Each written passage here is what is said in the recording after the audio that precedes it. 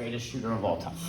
All right, so first of all, nobody's going to be a great shooter by the end of the day if you're already not a great shooter.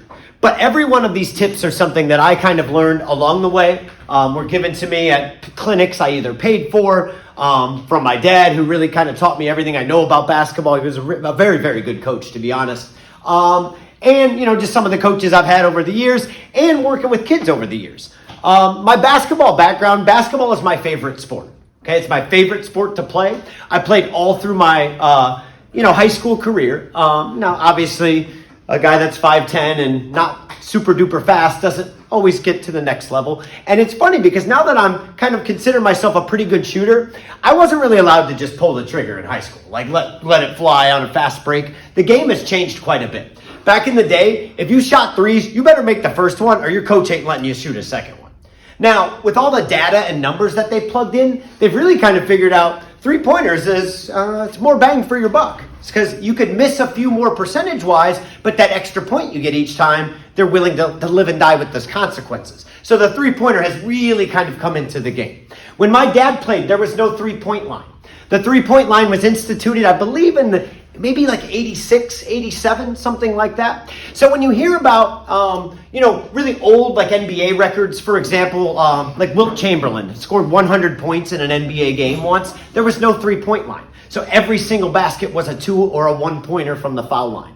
But the three-pointer has really changed the game. So being able to shoot has allowed people of my size, 5'10", little short kid from Ohio, to be able to really kind of, to really chuck it up there and be able to make a splash. You can make the NBA and be my size now. You better be really, really fast. You better have the greatest dribbling ever. Nobody better ever steal the ball from you, and you better be able to get your shot off. And if you can do those things now, you don't really have to be 6'8" to be able to kind of, get noticed, or at least to play varsity ball. All right? That basically everybody in my high school quit when they didn't get to be 5. They're like, oh, I guess I'm not a basketball player. Because they didn't think of people like Steph Curry really revolutionized the game. He wasn't tall enough either. Now, you see he's 6'3", and that seems pretty tall. But in reality, the average NBA player is 6'7.5", so he's way below that. But his ability to shoot the ball changed everything for a lot of people. All right, so let me get going because I could talk about basketball a lot because it's my passion. A lot of people say, oh, Coach Muma's a runner. I'm only a runner now because there's really no one to play 5-on-5 with. All my friends are like, basketball is an impact sport. You get hurt, turn an ankle, and then you get to be old like me, and all of a sudden, you're not. So I kind of do the running now, but I love basketball, and I can teach you a lot about it. So let's start here. How many of you have ever heard the term beef? B-E-E-F. None of you? A couple of you. That was really kind of the very first initial way that I learned to shoot. And obviously it's an acronym where B-E-E-F stands for something, but it's very simple. And it's something that I said to myself every time I went to the foul line. Now in the middle of a game and I'm running a play and get a pass, I'm not going to be like, balance, elbow in, no. But when I was on the foul line, if I had a second, get myself, you can do those things. And then it becomes muscle memory, which is always the point. So that acronym is things that you should do when you're shooting a shot. Now, I know that eventually you could shoot a shot on the run and you really wouldn't have balance, but this is learning and when you work on the game. When I'm alone in that gym, these are the things I work on until I start getting better. So, B in beef stands for balance, okay? Balance is a couple of things. Number one, it's balance on your feet. You don't want to be rocking side to side. You want your main foot to be a little bit forward of the other one, okay? So if I'm a right-handed shooter, my right foot is just barely staggered. Not a lot. Maybe 3 to 4 inches, just a bit barely stagnant, okay? So I'm going to have good balance from down below. The other balance I want is with my hand on the ball, okay? With balance on the ball, I want 5 points of contact, all 5 fingers. There is no touch here, okay? There should be able to slip a hand in and out when you shoot that ball because the contact is going to be with the fingertips, okay? Which we're going to get to over here because we're going to talk about the last place it leaves is either going to be your palms or fingertips, and you can figure that out now because the palm isn't touching it, okay?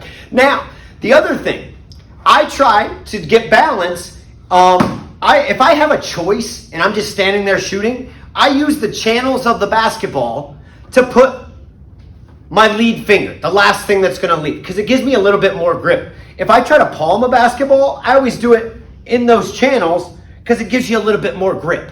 Now my hands, a real ball I can barely palm, but with my hand on the grip right, it gives you a little bit of extra torque. And it also gives you a little bit to kind of backspin that ball as you flick and get rid of it. Okay, so balance is on the ball, little space there. The ball's not rocking around side to side.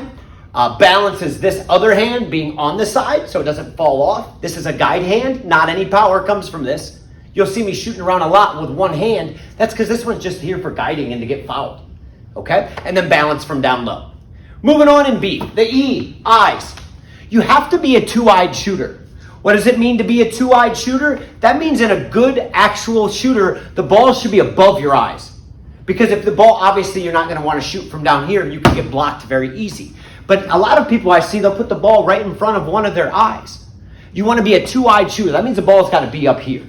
Okay, you can almost put your fingertip to your eyebrow. If you did that, that's putting the ball in the right spot. And I heard that from a guy that coached NBA people, by the way. Sarge was his name. I don't know if you guys know Sarge. They moved away. But anyway, he would teach NBA players. And on that flick of the wrist, that quick shot that Steph Curry gets, it was eyebrow flick. And it was gone. Because I put that ball right there. I could see the hoop, and it's right where it needs to be. Okay? So it's eyes on target. Look up. A lot of people don't know where to look. They stare at a basket with a hoop in it, and they're like, oh yeah, there's the basket. What part of the basket are you looking at as a shooter? The rim partially, but the rim is not the answer. Where on the rim? The back of the rim. Just over the front, right? Like the back could work because that's obviously but just over the front is where the eyes should be looking. If you're just looking at the rim, you're missing it out. You need to look at the same thing every time. Now, in the middle of a play, when you catch and you have to shoot, I'm not thinking about it. But when I stay home at night and make 500 shots until I go to bed, I'm going to look over the rim every single time. So that's our eyes. Next, E and B, the elbow. This is literally what makes you a good shooter. When kids are like, wow, coach, teach me how to shoot. Keep that elbow in, baby. Because if that elbow goes out here, when you follow through, it's actually following through to the side and throwing it off. When I would play in a varsity game, you know, you miss the first couple shots, getting a little frustrated. I would always look at my dad in the stands, and he would just go, and that meant get that elbow in. Because if the elbow is underneath the ball, and then you're flicking the wrist straight, this becomes like that's a repeatable motion. That's eventually going to hit that rim, and that's eventually going to feel good, and all of a sudden we got ourselves some points. All right, so elbow in. You want your elbow straight under the ball. It should be toes, knee, elbow, and ball in straight alignment if you're shooting a foul shot. All right, and then you are letting go and flicking that wrist, and it all just kind of stays in a straight line. So elbow underneath the ball. Very important. My number one tip for young shooters. I know it's easier to get the elbow out and get that three-pointer up there, but when you're working inside the three-point line and really trying to get better, elbow underneath that thing. Because eventually when you get the strength from down low, you get out to that three-point line, you could do the same thing you could from the foul line before when you add the power. Last thing, follow through or flick the wrist, the F of beef. That is my coach always called it a gooseneck. You know, the gooseneck, like that. Your fingers should do a double bounce when you flick your wrist. Okay, pick your hand up right here, and then we're going to flick it, and you're going to see it's going to go top flop. All right, on 3. 1, put eye to the elbow, or eye to eyebrow, or hand to eyebrow. 3, 2, 1, flick.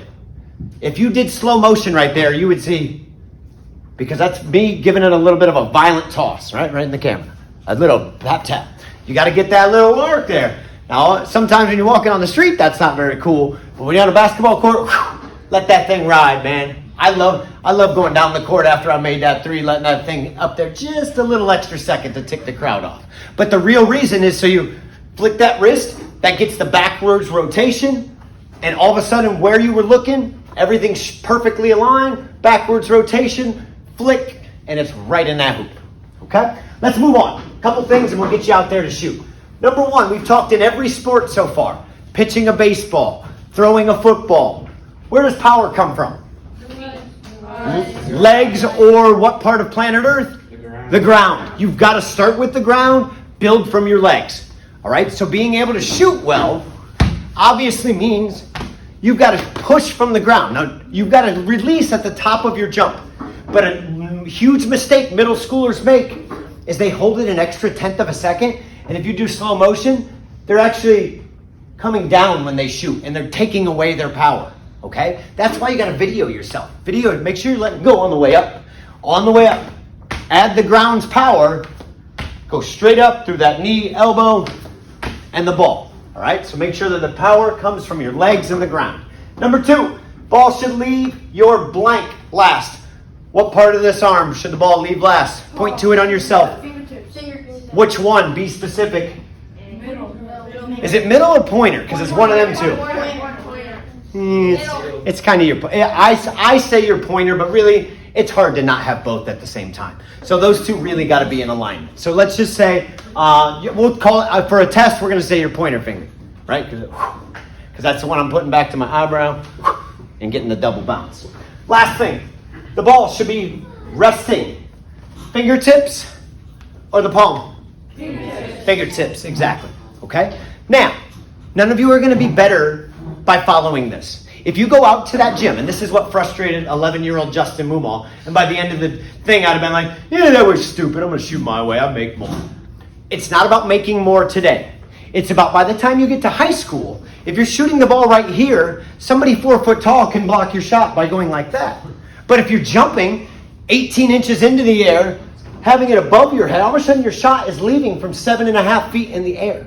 So yes, that might make you worse over the next 15 or 20 minutes, but that's the shot you must have for varsity basketball. That's the shot you must be able to make if you're 5'10", Justin Mumal, who's not tall enough to get his shot off. I'll get my shot off because I'm quick with it, because I can move around and I'm never going to get tired, and because I do that same motion from up high every time. Okay? Questions about shooting the ball, or do we want to just get some shots up? All right, let's go. So we are going to start with... Hang on, let me get rid of this. They don't need